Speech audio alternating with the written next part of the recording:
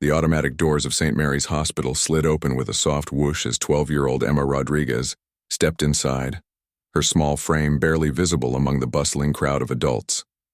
What made everyone stop and stare wasn't her young age or the fact that she was alone. It was the tiny bundle she carried carefully in her arms, wrapped in a faded pink blanket. Emma's dark eyes darted nervously around the busy emergency room. Her heart pounded so hard she was sure everyone could hear it. The baby in her arms stirred slightly, making soft cooing sounds that seemed impossibly loud in the sterile hospital environment. She had practiced this moment in her mind dozens of times during the long bus ride here, but now that she was actually standing in the hospital, everything felt overwhelming. The receptionist, Maria Santos, looked up from her computer screen and nearly dropped her coffee cup. In her 15 years working at the hospital, she had seen many unusual situations, but a child walking in alone with an infant was definitely a first. Maria quickly composed herself and walked around the desk, her maternal instincts kicking in immediately. "Sweetie, are you okay?" Maria asked gently, kneeling down to Emma's eye level. "Is this your baby brother or sister?" Emma shook her head, clutching the infant closer to her chest. The baby was so small, probably only a few days old, with tiny fingers that peeked out from the blanket. "No, she's not mine," Emma whispered, her voice barely audible above the hospital's ambient noise. Dr. Jennifer Walsh, who had been passing by on her way to check on another patient, noticed the commotion and approached. She was a pediatrician with 20 years of experience, and something about this situation immediately raised red flags. The girl looked exhausted. Her clothes were wrinkled as if she had been traveling for a long time, and there were no adults anywhere in sight. "Hello there," Dr. Walsh said softly, introducing herself. "I'm Dr. Walsh. Can you tell me your name?" "Emma," the girl replied, looking up at the doctor with tired eyes that seemed too old for her 12-year-old face. "That's a beautiful name.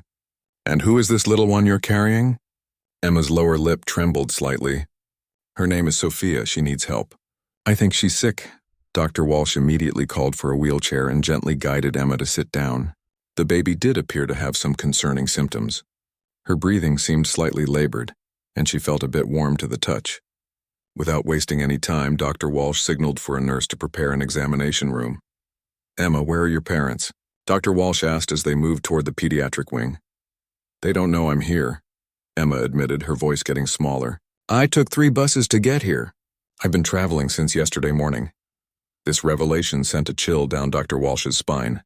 A 12-year-old traveling alone with an infant for over 24 hours was not just unusual, it was alarming. She made a mental note to contact social services and security, but her immediate priority was the baby's health. In the examination room, Emma reluctantly handed Sophia over to Dr. Walsh. The moment the baby left her arms, Emma's composure began to crack. Tears welled up in her eyes as she watched the doctor examine the infant with gentle, practiced hands. "You did the right thing bringing her here, Emma," Dr. Walsh said, checking Sophia's vital signs. "She does have a slight fever and some dehydration, but nothing we can't treat." "You may have saved her life." Emma wiped her eyes with the back of her hand. "I was so scared. I didn't know what else to do." She kept crying and wouldn't eat much, and she felt hot. Nurse Patricia Williams, who had been working in pediatrics for over a decade, prepared an IV for the baby while Dr. Walsh continued her assessment. Both medical professionals were struck by Emma's mature demeanor and obvious care for the infant. This wasn't a case of a child playing with a doll. This girl had been genuinely caring for a real baby. "Emma, I need to ask you some important questions," Dr. Walsh said, pulling up a chair to sit at the girl's eye level. "Where did Sophia come from? Is she related to you?" Emma's hands fidgeted with the hem of her worn t-shirt. She had rehearsed this part too, but actually saying the words out loud felt impossible. She's my sister. My half-sister. Where is Sophia's mother?" The question hung in the air like a heavy cloud. Emma stared at the floor, her shoulders trembling with the weight of secrets she had been carrying alone. "She's gone. She left Sophia with us 3 days ago and never came back." Dr. Walsh exchanged a meaningful glance with Nurse Williams. This was becoming more complicated by the minute. "Who is us, Emma? Who else was taking care of Sophia?" "My mom," Emma said quietly. "But she's been really sick lately. She sleeps a lot, and sometimes she doesn't wake up when Sophia cries. Yesterday morning, Sophia started feeling hot and wouldn't stop crying. Mom wouldn't wake up at all, and I got scared." The pieces of a troubling puzzle were starting to come together. Dr. Walsh suspected that Emma's mother might be dealing with substance abuse or severe depression, possibly both. The fact that a 12-year-old felt compelled to travel alone to seek medical help for an infant spoke volumes about the situation at home. "Emma, you are incredibly brave for bringing Sophia here," Dr. Walsh said, placing a comforting hand on the girl's shoulder. "But I need you to know that we're going to have to contact some people to make sure both you and Sophia are safe. Can you give me your phone number so we can call your mom?" Emma's eyes widened with fear. "Please don't call her yet. She'll be so angry. She told me never to leave the house without telling her. But I couldn't wake her up. I just wanted Sophia to get better." Dr. Walsh's heart ached for this child who had been forced to take on adult responsibilities far too young. "Emma, you're not in trouble. You did exactly what you should have done. Sophia is going to be fine because of you." As if on cue, baby Sophia opened her eyes and looked around the room with the unfocused gaze of a newborn. Emma immediately moved closer, instinctively reaching out to comfort her. "It's okay, Sophia," Emma whispered. "The doctors are going to make you feel better." Dr. Walsh watched this interaction with growing concern and admiration. This 12-year-old had somehow managed to care for an infant for days, recognize when the baby needed medical attention, figure out how to get to a hospital, and navigate public transportation all alone. It was simultaneously impressive and heartbreaking. The afternoon was just beginning, and Dr. Walsh knew that this case was far from over. There were protocols to follow, calls to make, and most importantly, 2 children who needed protection and care.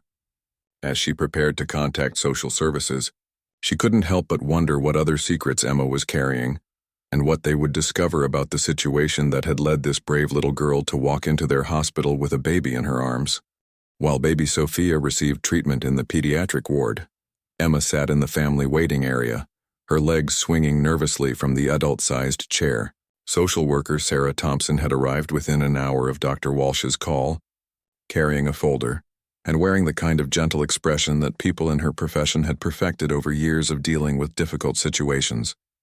"Emma, I'm Sarah," she said, settling into the chair beside the young girl. "Dr. Walsh told me how brave you've been.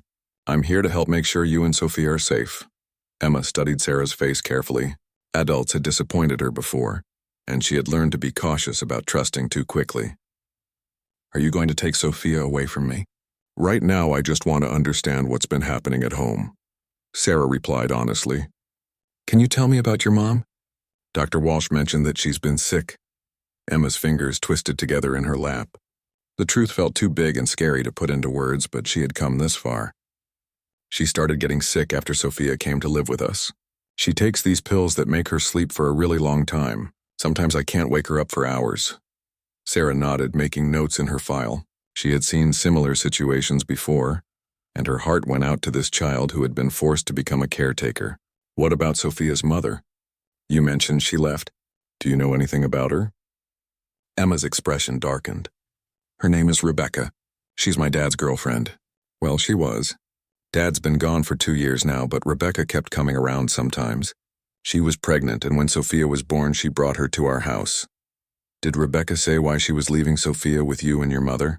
"She said she couldn't take care of a baby right now. She had some problems and needed to go away for a while." Emma's voice became quieter, but that was 3 days ago and she hasn't called her anything.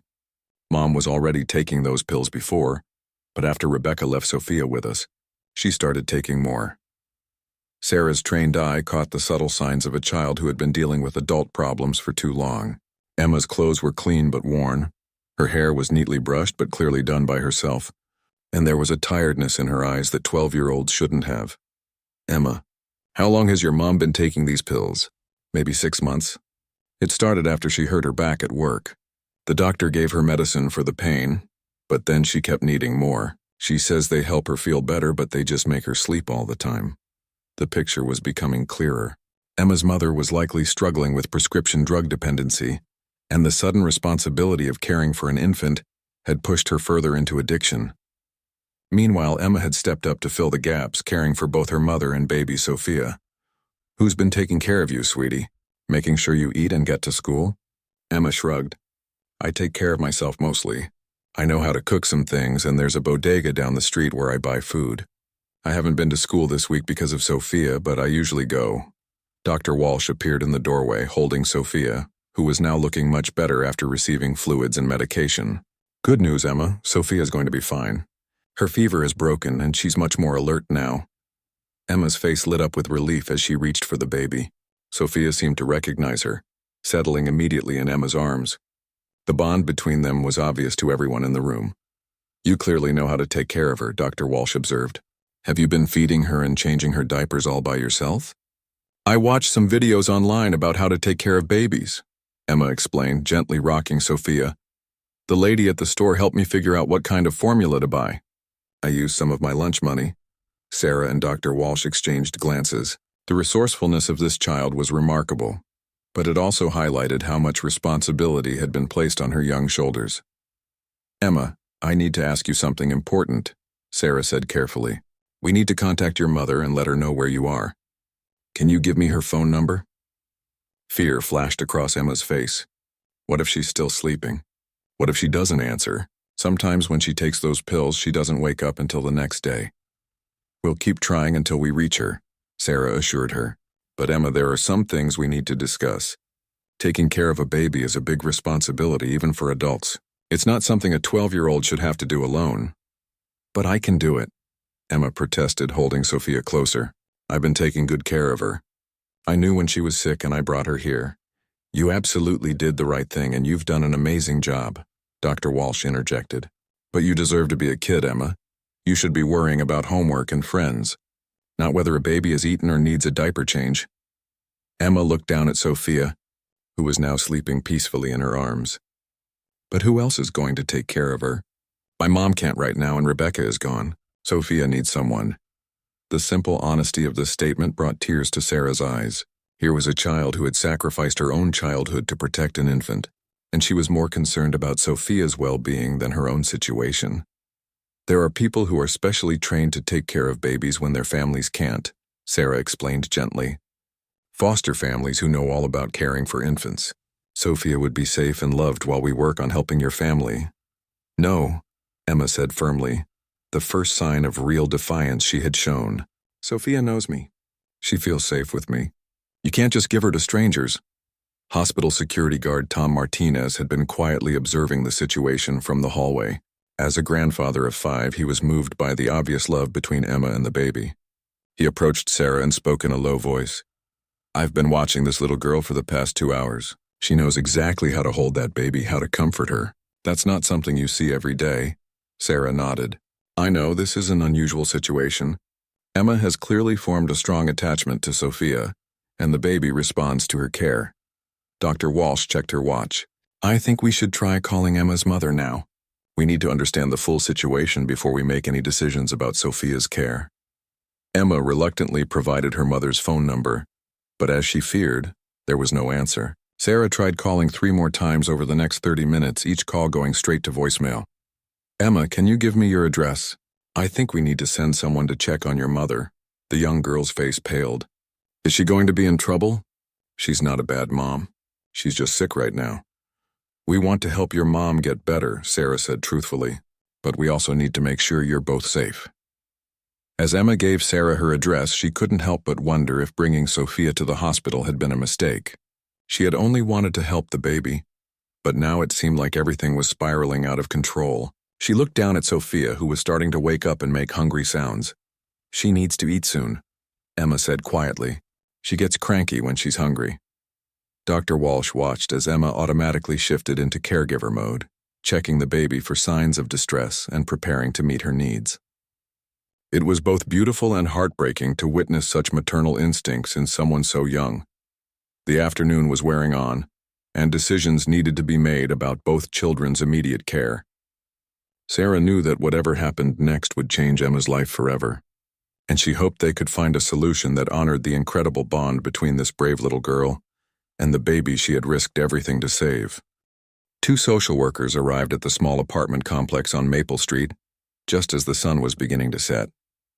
The building was old but well-maintained, with flower boxes in some windows and children's bicycles chained to the front porch. It looked like the kind of place where working families tried to make the best of modest circumstances. Sarah Thompson had stayed at the hospital with Emma and Sophia, while her colleagues, David Chen and Lisa Rodriguez, went to conduct the welfare check. They climbed to the second floor and found apartment 2B, where Emma and her mother lived. David knocked firmly but gently on the door.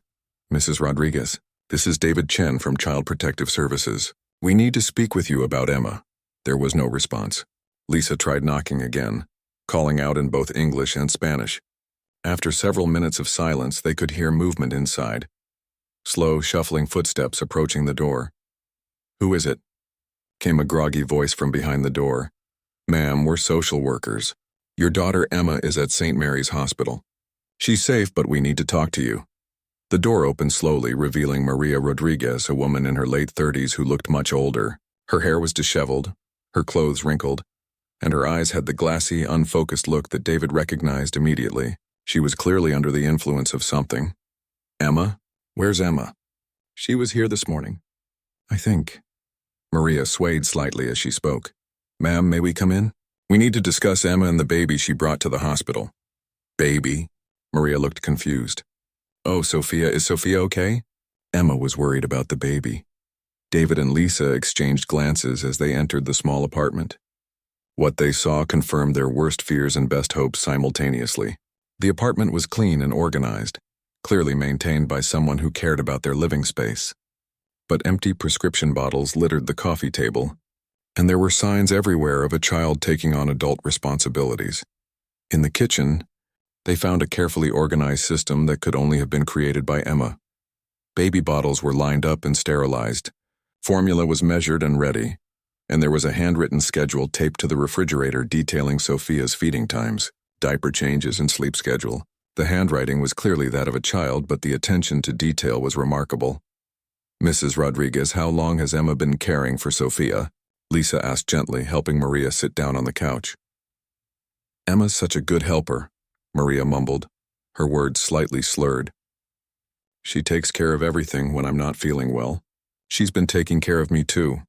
David found more evidence of Emma's caretaking in the bathroom, where medications were organized with notes about dosages and timing, again in Emma's careful handwriting. The refrigerator was stocked with easy-to-prepare foods and baby formula, purchased with what must have been Emma's allowance or lunch money. "Ma'am, we need to understand about Sophia. Where did she come from?" Maria's expression grew sad and confused. "Rebecca brought her. My ex-husband's girlfriend. She said she couldn't handle a baby right now. She had problems. Drugs, I think. She asked me to watch Sophia for a few days, but it's been longer than that." "How much longer?" "I don't know. Time gets fuzzy sometimes. The pills help with the pain in my back, but they make me sleepy." Emma said she would help with the baby.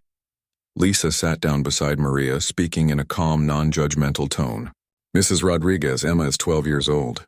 Caring for a baby isn't her responsibility." Tears began to flow down Maria's cheeks. I know that. I never wanted this for her. After her father left, I promised myself I would take care of her, give her a normal childhood. But then I got hurt at work and the pain was so bad and the pills helped, and then—" "How many pills are you taking each day?" David asked, noting the various prescription bottles. "I don't know anymore. When the pain comes back, I take more. Sometimes Emma has to remind me if I already took some." This revelation hit both social workers hard. Not only was Emma caring for an infant, but she was also monitoring her mother's medication and trying to prevent an overdose. The level of responsibility this child had taken on was staggering. Meanwhile, back at the hospital, Emma was growing increasingly anxious. Sophia had been fed and was sleeping peacefully in her arms, but Emma couldn't shake the feeling that something terrible was about to happen. "What if they can't wake up my mom?" she asked Sarah for the 4th time in an hour. "Emma, the social workers who went to your apartment are very experienced. They know how to handle these situations," Sarah assured her. "But what if she took too many pills? Sometimes I have to shake her really hard to wake her up. What if this time she won't wake up at all?" The fear in Emma's voice was heartbreaking. This child had been living with the daily terror that she might lose her mother to an overdose, all while caring for an infant who wasn't even related to her. Dr. Walsh returned with an update on Sophia's condition.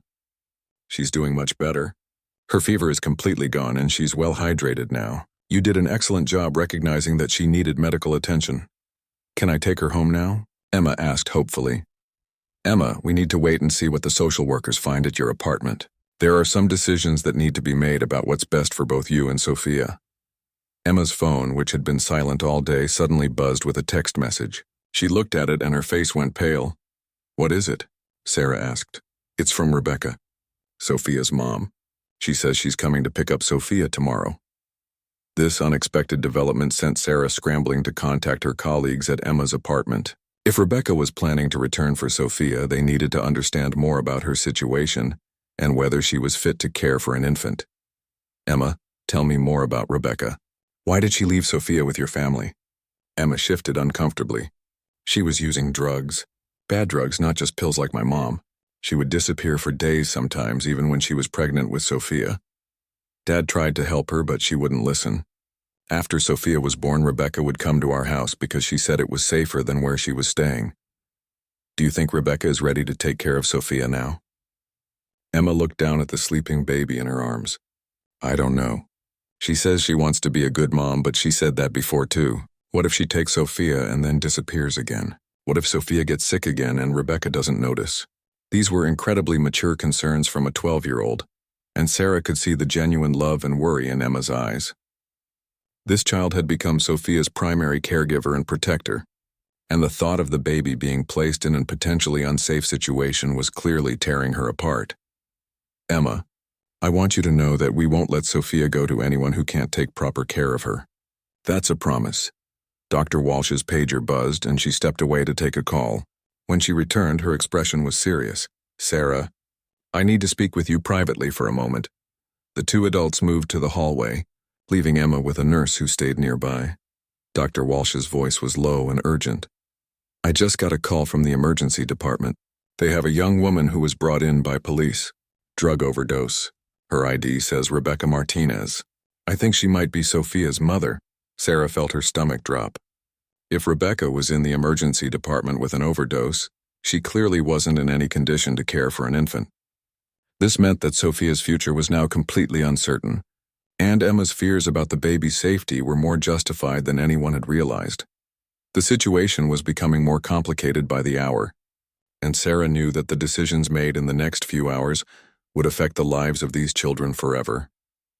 She looked back through the window at Emma, who was gently humming to Sophia, completely unaware that the baby's mother was fighting for her life just a few floors below.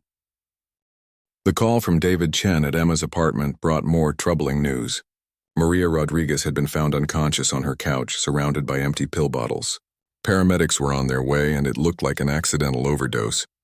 The apartment showed clear signs that Emma had been the one keeping everything together.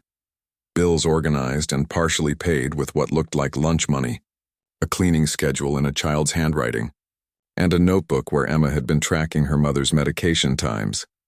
Sarah felt overwhelmed by the rapidly unfolding situation. In the span of 6 hours, she was dealing with a 12-year-old who had been acting as a caregiver for both her addicted mother and an infant, a baby whose birth mother was now in the emergency department with an overdose, and a mother who had just been taken by ambulance to the same hospital where they were all sitting. "What do I tell Emma?" Sarah asked Dr. Walsh quietly. "The truth, but gently. She's been carrying adult responsibilities for months. She deserves honesty about what's happening." When Sarah returned to the waiting room, Emma immediately knew something was wrong. She had developed the kind of intuition that children in difficult situations often develop. The ability to read adult faces and prepare for bad news. "Is my mom okay?" Emma asked, instinctively holding Sophia closer. "Emma, your mom is sick. She's on her way to this hospital right now so the doctors can help her. She took too many of her pain pills." Emma closed her eyes and took a deep breath. "I knew this would happen someday. I tried to count her pills and hide them sometimes, but she always found more." The matter-of-fact way Emma spoke about managing her mother's addiction was heartbreaking. This child had been living in constant fear of exactly this scenario. "There's something else, sweetheart. Rebecca, Sophia's mother, is also here at the hospital. She's very sick too." Emma's eyes widened. "Is she going to die? Is Sophia going to be an orphan?" "The doctors are working very hard to help both your mom and Rebecca. But Emma, this means that right now you and Sophia need somewhere safe to stay while the adults get better. Can't we just go home? I can take care of both of us. I've been doing it for months." Sarah knelt down in front of Emma's chair. Honey, you've done an incredible job taking care of everyone. But you're 12 years old. You deserve to have adults taking care of you, not the other way around. Emma was quiet for a long moment, processing this information. Sophia stirred in her arms and began to make soft, hungry sounds. Without thinking, Emma automatically began the soothing motions she had perfected over the past few days. What's going to happen to Sophia if Rebecca doesn't get better? Emma asked. If Rebecca isn't able to care for Sophia, then we'll need to find her a loving family who can take care of her properly. But I love her, Emma said, tears finally starting to fall. She knows me. When she cries at night, I'm the only one who can calm her down. What if the new family doesn't understand what she needs? Dr. Walsh, who had been observing this conversation, was struck by the depth of Emma's attachment to Sophia. In her 20 years of pediatric medicine, she had rarely seen such a strong bond between a child and an infant who weren't siblings. Emma, can I ask you something? Dr. Walsh said, sitting down beside them. How did you know Sophia was sick yesterday? What made you realize she needed medical attention? Emma wiped her eyes and thought carefully. She felt different when I held her. Usually when she cries, she calms down when I pick her up, but yesterday she kept crying even when I held her. Her skin felt hot and she wouldn't drink her bottle. I tried to cool her down with a wet cloth like I do when mom has a fever, but it didn't work. Those are very good observations. Many adults wouldn't have noticed those signs so quickly. I watch her all the time. I know what her normal cry sounds like and how she likes to be held, and how much she usually eats. Yesterday, everything was different. Sarah was taking notes documenting Emma's remarkable caregiving abilities. This information would be crucial in court proceedings that were likely to follow. A nurse approached their group with an update. Dr. Walsh, the patient in the ER, Rebecca Martinez, is stable now. She's asking about a baby. Emma looked up hopefully. Can I see her? Can I tell her that Sophia is okay? Sarah considered this request carefully. It might be beneficial for Rebecca to see that Sophia had been well cared for, and it could help Emma feel like she had some control in this overwhelming situation. Let me check with the doctors first. If Rebecca is stable enough for a short visit, maybe we can arrange something. 20 minutes later, Emma found herself walking through the hospital corridors with Sophia in her arms, following Sarah toward the emergency department. She had never been in a hospital before yesterday, and the maze of hallways was confusing, but she held Sophia securely and tried to project confidence she didn't feel. Rebecca Martinez was in a hospital bed, connected to various monitors, looking pale and exhausted. When she saw Emma approaching with Sophia, her eyes filled with tears. Oh my God, Sophia, is she okay? I'm so sorry, Emma, I never meant for this to happen. Emma approached the bed cautiously. She was sick yesterday. She had a fever and wouldn't eat. That's why I brought her here. You brought her here by yourself? Rebecca asked, amazed. I took 3 buses. I looked up the hospital on Mom's phone and figured out how to get here. Rebecca began to cry harder. Emma, you're just a kid. You shouldn't have had to do that. I should have been taking care of her. Where were you? Emma asked, the question that had been weighing on her mind for days. I was using again. I know that's not an excuse. I told myself I was getting clean for Sophia, but when things got hard, I went back to the drugs. I've been living in abandoned buildings, hanging out with people who don't care about anything except getting high. Emma studied Rebecca's face, trying to determine if she was telling the truth. Are you going to get clean now? I want to. I really want to. But I've said that before and I always mess it up. Sophia began to fuss and Emma automatically began the gentle bouncing motion that always calmed her. Rebecca watched in amazement as the infant immediately settled. You really know how to take care of her, Rebecca said softly. I learned. I watched videos and asked the lady at the store for help. Sophia's a good baby. She just needs someone to pay attention to her. Rebecca looked at Sophia, then at Emma, and back at Sophia again. Emma, can I tell you something?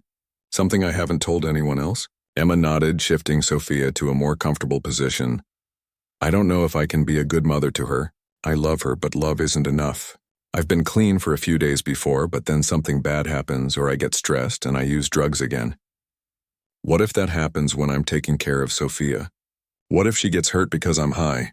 This was exactly what Emma had been afraid of. So what are you going to do? Rebecca wiped her eyes and looked directly at Emma.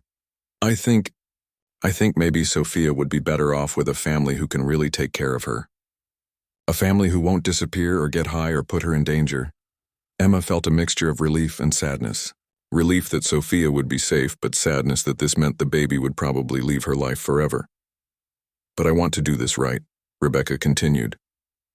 I want to pick the family myself, and I want to make sure they understand how special Sophia is. And Emma, I want them to know what an amazing job you've done taking care of her. A social worker whom Sarah had called appeared in the doorway. Ms. Martinez, I'm glad to see you're feeling better. We need to discuss Sophia's future and what options are available. Rebecca looked at Emma one more time. Emma, would you stay while we talk about this? You know Sophia better than anyone. You should have a say in what happens to her. This request surprised everyone in the room. It was unusual for a birth parent to want a child involved in placement decisions, but given Emma's role as Sophia's primary caregiver, it actually made sense. Emma looked down at Sophia, who was sleeping peacefully in her arms, completely trusting and unaware of the adult decisions being made about her future. Yes, Emma said quietly. I want to help decide. I want to make sure she goes somewhere good. 3 days later, Emma sat in a conference room at the Department of Children and Family Services, still processing everything that had changed in her life. Her mother was in the hospital's rehabilitation program, starting her journey toward recovery from prescription drug addiction. Rebecca had been discharged and was entering a long-term treatment facility. Having made the difficult decision to voluntarily surrender her parental rights to ensure Sophia's safety, Emma had been staying with a temporary foster family, the Johnsons, who were experienced in emergency placements. They were kind and understanding, but Emma missed Sophia terribly. The baby had been placed in a different emergency foster home, while social workers searched for the right permanent family. Emma, I want to explain what's happening today, Sarah said. Sitting across from her at the large table, Rebecca has asked to meet with several families who might adopt Sophia. She wants to choose the family herself, and she specifically requested that you be part of the process. Why me? Emma asked, though part of her already knew the answer. Because you know Sophia better than anyone else. Rebecca recognizes that you've been Sophia's primary caregiver, and she wants to make sure the new family understands Sophia's needs and personality. Emma felt a mix of pride and sadness. She was honored that Rebecca valued her opinion, but the reality of Sophia going to live with strangers forever was heartbreaking. The first family to arrive was the Hendersons, a couple in their 30s who had been trying to have children for several years. They seemed nice enough, well-dressed and polite, but when Emma described Sophia's feeding schedule and sleep habits, they looked overwhelmed. She wakes up how many times during the night? Mrs. Henderson asked, looking concerned. Usually twice, but sometimes 3 times if she's having a growth spurt, Emma explained. But if you feed her and change her diaper, she goes right back to sleep. And you said she's particular about how she likes to be held? Emma demonstrated with a doll that Sarah had brought. She likes to be on your shoulder, not cradled like this. And she calms down faster if you walk around while you hold her instead of just sitting. The Hendersons exchanged glances that Emma recognized. They were imagining sleepless nights and crying babies, and they weren't sure they were ready for that reality. The second family was the Patels, who already had 2 older children. They asked practical questions about Sophia's medical history and seemed confident about infant care. But Emma noticed they talked about Sophia like she was a problem to be solved, rather than a person to be loved. What's her temperament like? Mrs. Patel asked. She's sweet and curious, Emma said, lighting up as she talked about Sophia. She likes to look around and see what's happening. She makes these little cooing sounds when she's happy, and she has this tiny smile that makes you feel like the most important person in the world. Emma realized she was crying as she spoke. The Patels softened when they saw her emotion, but Emma could tell they were more focused on logistics than on falling in love with Sophia. The third family was different from the start. David and Michelle Chen walked into the room with warm smiles and immediately sat down at Emma's level rather than across from her. David was a pediatric nurse and Michelle was a teacher who had taken time off work to focus on becoming a mother. Emma, we've heard so much about you, Michelle said gently. Rebecca told us that you saved Sophia's life by bringing her to the hospital. I just did what anyone would do, Emma replied. But she felt more comfortable with this couple than the others. Actually, most 12-year-olds wouldn't have known how to recognize the signs of illness in an infant. Figure out how to get to a hospital, or advocate for medical care, David said. What you did was extraordinary. As Emma described Sophia's personality and needs, the Chens listened with genuine interest. They asked follow-up questions that showed they were really trying to understand Sophia as an individual. You mentioned she likes to be walked around when she's fussy. Does she have a favorite lullaby or song? Michelle asked. Emma smiled for the first time all day. She likes when I hum. I don't know any real lullabies, so I just make up melodies. And she loves looking at the mobile above her crib. She'll stare at it for 10 minutes sometimes. It sounds like she's very observant for such a young baby, David noted. That's wonderful. Curious babies often develop into curious children. Emma found herself talking more freely with the Chens than she had with the other families. They seemed genuinely interested in Sophia as a person, not just as a baby they were considering adopting. Emma, can I ask you something that might be difficult? Michelle said carefully. How do you feel about Sophia being adopted? We know this must be really hard for you. No one else had asked Emma about her own feelings. It is hard. I love her and I'm going to miss her so much, but I want her to have a real family, with parents who can take care of her properly. I want her to have a normal life. What would you want Sophia to know about you when she gets older? David asked. Emma thought carefully about this question. I want her to know that she was loved from the very beginning. Even when things were scary and uncertain, there were people who cared about her and wanted her to be safe and happy. Michelle wiped away tears. Emma, if we're chosen to be Sophia's parents, would you be okay with us staying in touch? Maybe writing letters or sending pictures? I think Sophia should know about the brave girl who took care of her when she needed it most. This unexpected offer took Emma's breath away.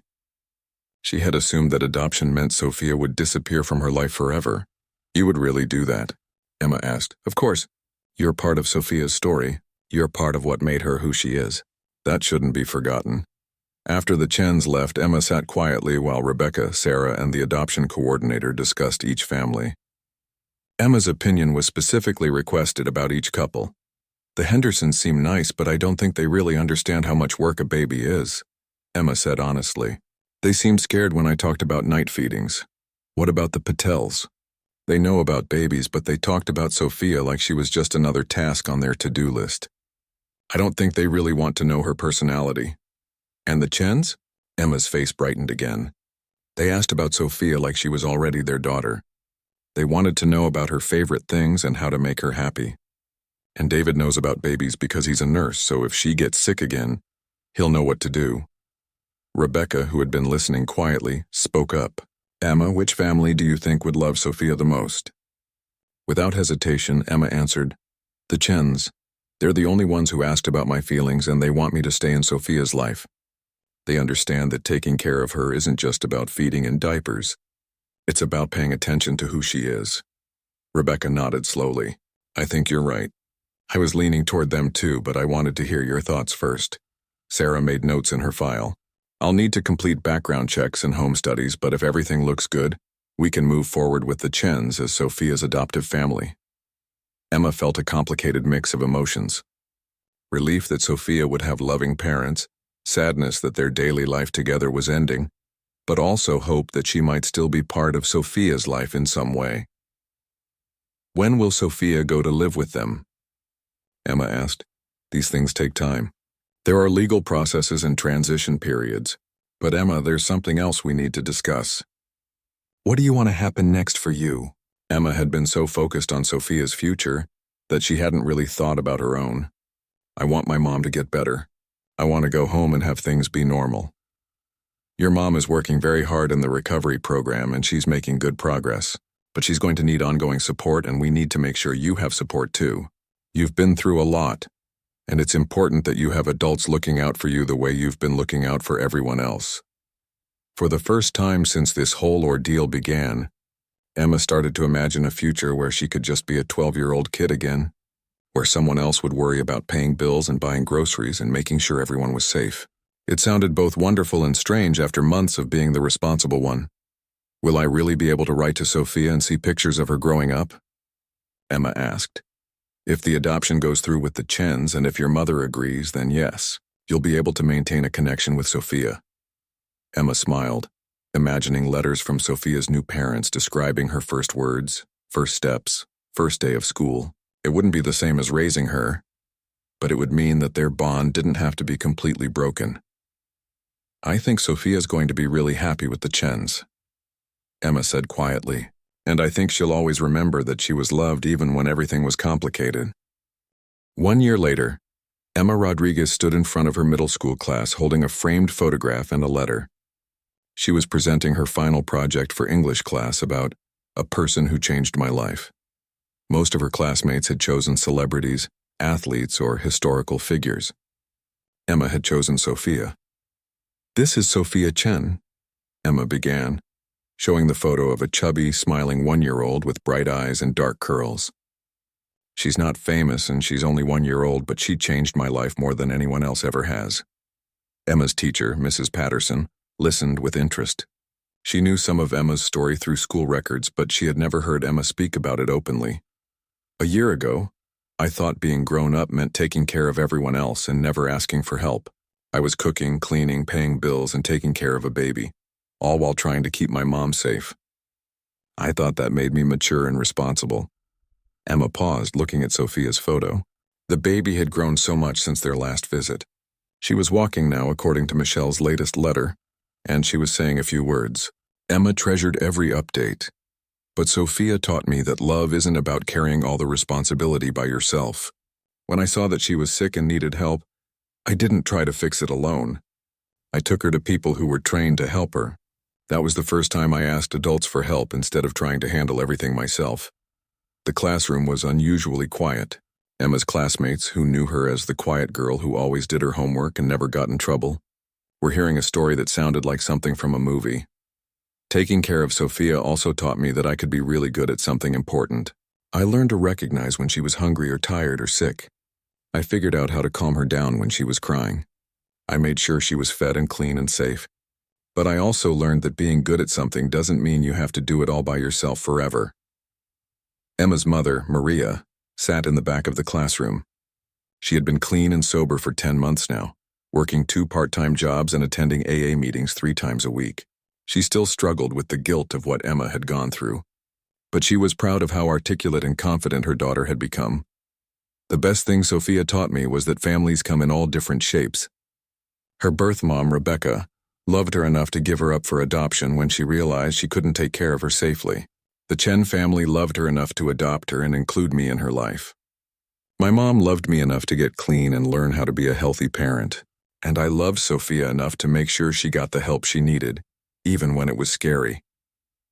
Emma held up a recent letter from Michelle Chen. "Sophia's adoptive mom writes to me every month and sends pictures.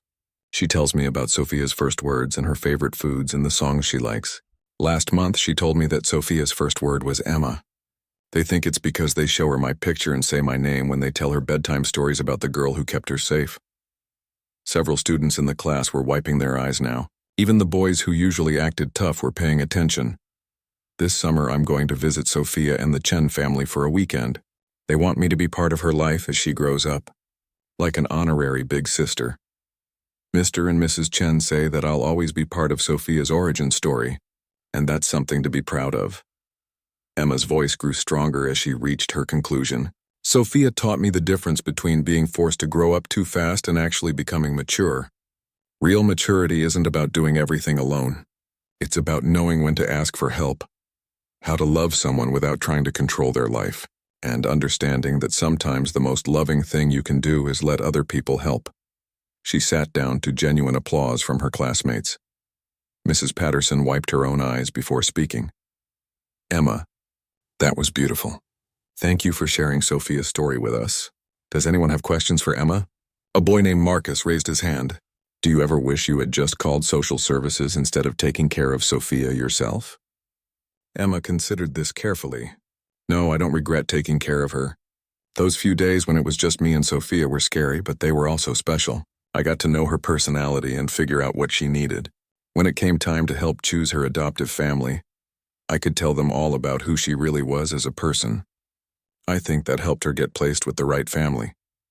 A girl named Ashley asked, "Do you think Sophia will remember you when she grows up?" "She probably won't remember me taking care of her when she was a baby, but she'll know the story. The Chens are going to tell her about how she came to their family, and I'll be part of that story. I think that's even better than her just having vague baby memories. After class, Emma's mother waited outside in the hallway. They walked home together, something that had become a daily routine since Maria's recovery. "I'm proud of you, mija," Maria said, using the Spanish nickname she had called Emma since she was little.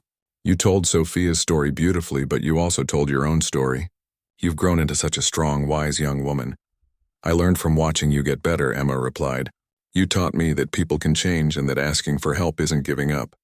It's just being smart." They stopped at the mailbox outside their apartment building, and Emma's heart leaped when she saw the familiar handwriting on one of the envelopes. Another letter from Michelle Chen, upstairs in their apartment, which was now clean and organized but no longer carried the burden of a child trying to manage adult responsibilities alone. Emma opened the letter carefully. Inside was a photo of Sophia at her first birthday party, chocolate cake smeared all over her face, grinning at the camera. The letter described Sophia's latest accomplishments and included a drawing that Sophia had scribbled with crayons, which Michelle jokingly labeled Sophia's first letter to Emma. But the most exciting news was at the end of the letter. "We wanted to give you advance notice that we're planning to ask the court to finalize Sophia's adoption next month. As part of that process, we'd like to include a letter from you in Sophia's permanent file, describing your time caring for her and your wishes for her future. We think it would be meaningful for her to have that when she's older." Emma immediately sat down at her desk and began writing. "Dear Sophia, by the time you read this, you'll probably be much older, maybe even an adult. I want you to know about the few days we spent together when you were just a tiny baby, because those days changed both of our lives forever." As Emma wrote, she reflected on how different her life was now compared to a year ago. She was back in school full-time, had made new friends, and was even considering joining the drama club. Her mother was healthy and present, attending school events and helping with homework. They had family dinners together and talked about their days, but Emma never forgot the lessons she learned during those intense few days when she was Sophia's protector. She had discovered strengths she didn't know she had, learned to trust her instincts, and found the courage to ask for help when it mattered most. More importantly, she had learned that love comes in many forms. Sometimes love means holding on tight, and sometimes it means letting go. Sometimes it means taking care of someone yourself, and sometimes it means making sure they get the care they need from others. Emma finished her letter to Sophia and sealed it in an envelope. Tomorrow she would mail it to the Chens to include in Sophia's adoption file. In a few weeks she would see Sophia again in person, and she could hardly wait to see how much the little girl had grown. Outside her window, the sun was setting over the city where this whole story began. Emma looked out at the lights beginning to twinkle in apartment windows, each one representing families of all different types, some traditional, some complicated, some chosen rather than biological. She thought about Sophia, probably getting ready for bed in her nursery at the Chen house, surrounded by people who loved her and could give her everything she needed. Emma smiled, knowing that somewhere in that little girl's heart, there would always be a place for the 12-year-old, who walked into a hospital with a baby in her arms and changed both their lives forever. The story that began with a frightened child trying to save a sick baby had transformed into something beautiful, a network of people connected by love, all working together to make sure that one little girl could grow up safe, healthy, and surrounded by family. It wasn't the family any of them had originally planned, but it was perfect in its own way. Emma closed her eyes and whispered a quiet wish for Sophia's future, the same wish she had made every night for the past year, that Sophia would grow up knowing she was loved from the very beginning, and that no matter how complicated life got, there would always be people willing to fight for her happiness and safety. In the end, that's what family really meant.